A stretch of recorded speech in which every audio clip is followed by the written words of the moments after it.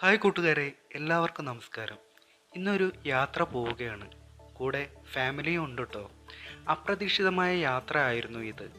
ഞങ്ങൾ തൊട്ടടുത്തുള്ള പരപ്പനങ്ങാടി റെയിൽവേ സ്റ്റേഷനിൽ ട്രെയിൻ കാത്തു നിൽക്കുകയാണ്. യാത്ര എങ്ങോട്ടെന്ന് പറഞ്ഞില്ലല്ലോ അല്ലേ? എറണാകുളം ജില്ലയിലെ ചോറ്റാനിക്കര ഭഗവതി ക്ഷേത്രത്തിലേക്കാണ് ഞങ്ങളുടെ ഇന്നത്തെ യാത്ര.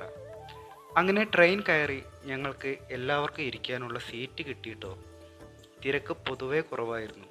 കുട്ടികളോടൊപ്പമുള്ള യാത്ര ആയതിനാൽ ഒട്ടും മടുപ്പ് തോന്നിയില്ല കേട്ടോ. പുറത്തെ കാഴ്ചകൾ കണ്ട് എറണാകുളം എത്തിയത് തന്നെ അറിഞ്ഞില്ല.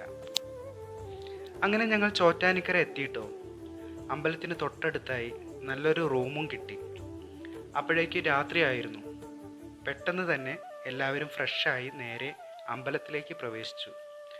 വളരെ കാലത്തെ ആഗ്രഹമായിരുന്നു ദേവിയെ കാണാൻ. ചിക്കുവിനെയും കൊണ്ട് അമ്പലത്തിൽ വരാൻ നേർച്ച ഉണ്ടായിരുന്നു. ഒരു ദിവസം വരാനിരുന്നതുമാണ്. അത് പക്ഷേ യാത്രാമധ്യം മുടങ്ങിപ്പോയി. പിന്നെ ഇപ്പോഴാണ് അതിന് സാധിച്ചത്. ചോറ്റാനിക്കരയിലെ മഹത്വം ഒന്ന് വേറെ തന്നെയാണല്ലേ.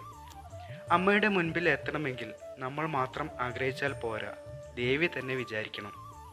അങ്ങനെ മേൽക്കാവ് ഭഗവതിയെ തൊഴുത് ഞങ്ങൾ കീഴ്ക്കാവ് ഭഗവതി ക്ഷേത്രത്തിൽ എത്തി.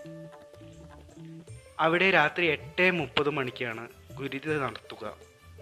ക്ഷേത്രത്തിനകത്ത് മൊബൈൽ ഫോൺ സ്ട്രിക്ട്ലി പ്രൊഹിബിറ്റഡ് ആയതുകൊണ്ട് ഞങ്ങൾ പിന്നെ ആ പണിക്ക് നിന്നില്ല. പിറ്റേന്ന് പുലർച്ചെ തന്നെ തൊഴാനായി ക്ഷേത്രത്തിലെ ക്യൂവിൽ നിന്നു. ദേവിയെ കാണാൻ കുറേ പേർ എത്തുന്നുണ്ടായിരുന്നു. മാനസിക അസുഖമുള്ളവർ, കുഞ്ഞുങ്ങളില്ലാത്തവർ, അങ്ങനെ കുറേ പേര്. അമ്മയുടെ തിരുമുമ്പിൽ എത്തി മനസ്സൊരുക്കി പ്രാർത്ഥിച്ചാൽ എല്ലാം ശരിയാകുമെന്നാണ് വിശ്വാസം. ചിക്കുവിനും റിച്ചുവിനും ചോറൂണ് വഴിപാടുണ്ടായിരുന്നത് അത് നടത്തി. അങ്ങനെ ആഗ്രഹങ്ങൾ നടത്തിയതിൻ്റെ സന്തോഷത്തിൽ വീണ്ടും ദേവിയെ കാണാനുള്ള മോഹവുമായി നാട്ടിലേക്ക് തിരിച്ചു. അപ്പോൾ കൂട്ടുകാരെ, ഇന്നത്തെ ഈ കുഞ്ഞു വീഡിയോ ഇഷ്ടമായെങ്കിൽ എൻ്റെ ഈ ചാനൽ സബ്സ്ക്രൈബ് ചെയ്യാൻ മറക്കണ്ട കേട്ടോ. കൂടെ ലൈക്കും ഷെയറും കമൻസും വേണേ.